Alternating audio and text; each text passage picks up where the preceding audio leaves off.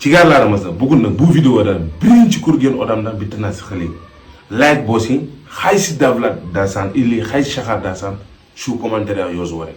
Bugün de bütün Uzbekistan bütün cigarlarıma rahmet diyeyim olsun şu videoda. Çünkü bana Uzbekistan yaşaganımdan 7 yıl boyunca yaşaganım Uzbekistan'dan. Şu 7 yıldan içige cüdeyim көп narsa ko'rganman de. Odamligini, yaxshiligini, mehribonligini. Akalarim bor Uzbekistan, onalarim bor, jigarlarim bor, hamma narsa bor. Parce que men Uzbekistan borganimdan 21 yoshda edimde, shu param yoshda edimde, shu par. Birinchi chiqqanim hayotim Uzbekistan bo'lganman. Shu uchundan borib odamlar ham mehrliligini ko'rib ko'rdingizmi? Shu uchundan bugun rahmat demoqchiman. Mana Senegal kelganimdan 1 oy bo'ldi.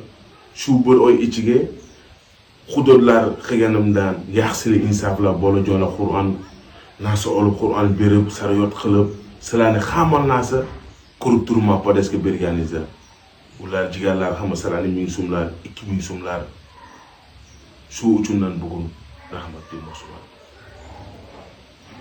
O'zbekistondan Senegaldan men niyatim nima?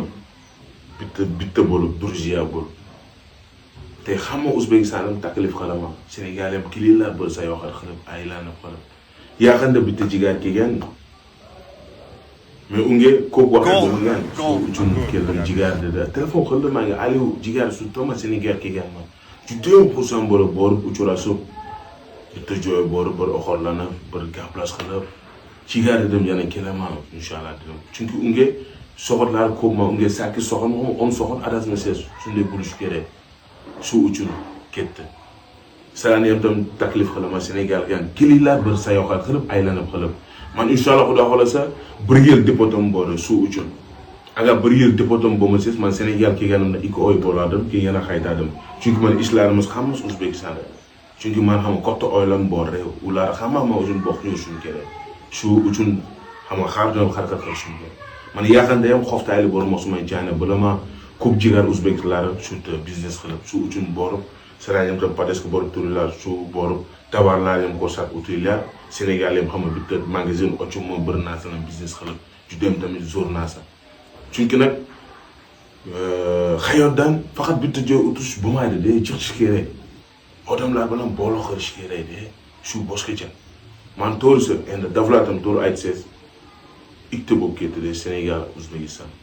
Chunki mana agar O'zbekiston borganim bo'lsa ham, yomonlik ko'rganim bo'lsa ham, boshqacha bo'lardi. Men borganimdan odamlar yaxshilik, mehribonligini. Mana men masalan, boshqa chetilmanda, mana hayot bitta narsa bor.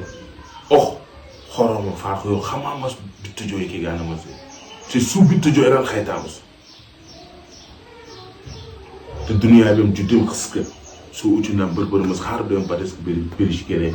Men umuman Instagram kommentariyam ko'p qaramayman negativ narsalar yo'q. Men aytimda hayotdan hammasi odamlar o'zi ideyalar, o'zi fikrlar. Muammo yo'q, shu hayot. Men siz odamlar o'zizligini bilish kerak. Har doimdan hayotim inshaalloh sizlarni ham jigarlarimiz ham hayotimizda mard insonlar uchrashasiz, eng muhim shu. Rahmat podesga borib turinglar. Inshaalloh Xudo xolasa niyatim nima? Shu 1 yilda ichki 100 ta hudud qilamiz. Inshaalloh ana Xudo qabul qilsangiz 100 ta hudud birgalik sizlarni podesga borib turinglar. Endi bugun 4-hudud bo'lyapti, yana bor. Men qayerda bo'lsa ham shunday. Rahmat jigarlarimiz. Inshaalloh Xudo xolasa tez kunda qaytaman O'zbekistonga. Chunki mana ishlarimizda hammasi O'zbekiston.